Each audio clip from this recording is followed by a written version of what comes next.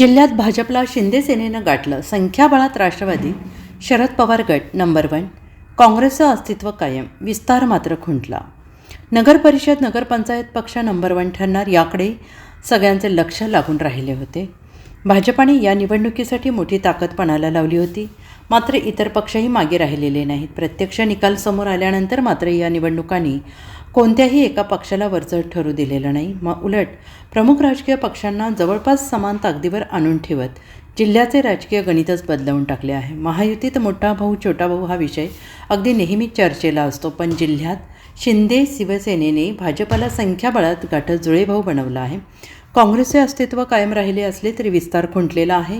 आमदार जयंत पाटील यांचे वाढते बळ, माजी खासदार संजय पाटील यांचे कमबॅक आणि आमदार गोपीचंद पडळकर, आमदार सुहास बाबर यांची मुसंडी हे लक्षवेधी ठरले आहे. जिल्ह्यात 6 नगरपंचायतींची निवडणूक झाली. खरे तर जिल्ह्यातील प्रमुख 8 शहरांचीही निवडणूक मात्र शीतावरून भाताची परीक्षा ठरावी तसे या निकालांनी संपूर्ण जिल्ह्याचे राजकीय चित्र स्पष्ट केलं आहे. मतदारांचा कल, पक्षांची संघटनात्मक ताकद, स्थानिक नेतृत्वाची स्वीकारार्हता याची चाचणी या निवडणुकीने केली आहे. महापालिका निवडणूक तसेच आगामी जिल्हा परिषद, पंचायत समितीच्या राजकीय लढतींची चाहूल या निवडणुकीने आधीच दिली आहे. नंबर 1चे स्वप्न भंगले.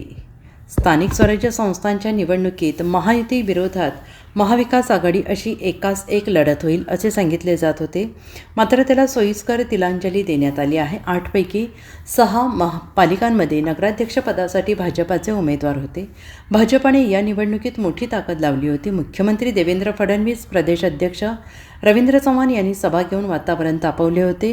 प्रत्येक राजकीय पक्षाने या निवडणुकीत आपली ताकद जोखण्याचा प्रयत्न केला. मात्र भाजपाचा स्ट्राईक रेट घटला. भाजपाचे नगराध्यक्षपदाचे 6 पैकी 2 उमेदवार निवडून आलेले आहेत. जिल्ह्यात नंबर 1 होण्याचे स्वप्न भंगलेले आहे. त्यामुळे महापालिका आणि आगामी जिल्हा परिषद निवडणुकीत भाजपाची रणनीती आहे अधिक सावध असेल असे दिसत आहे. Bureau report, SBN Marathi.